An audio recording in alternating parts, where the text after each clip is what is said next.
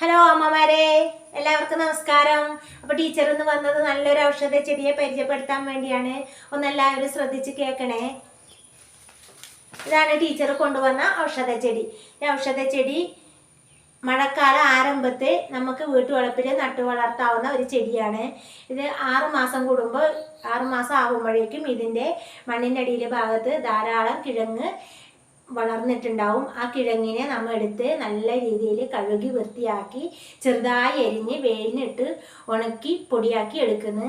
ആ പൊടി നമ്മുടെ കുഞ്ഞുങ്ങൾക്ക് 6 മാസം കഴിഞ്ഞ് പോഷകാഹാരം നൽകുന്ന കുഞ്ഞുങ്ങൾക്ക് ഇത് ആദ്യ ഭക്ഷണം നമുക്കിത് കൊടുത്താൽ ഏറ്റവും ഉത്തമമായിരിക്കും.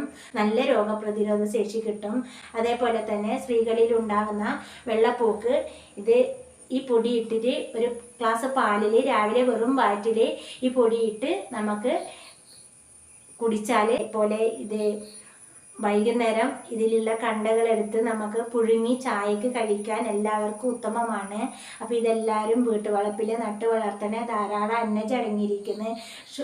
രക്തത്തിലെ ഷുഗർ കൺട്രോൾ ചെയ്യാൻ പറ്റുന്നു. അതുകൊണ്ട് ഇത് നല്ലൊരു പോഷകാഹാരം ഔഷധ ഗുണമുള്ള ഒരു ചെടിയാണ്.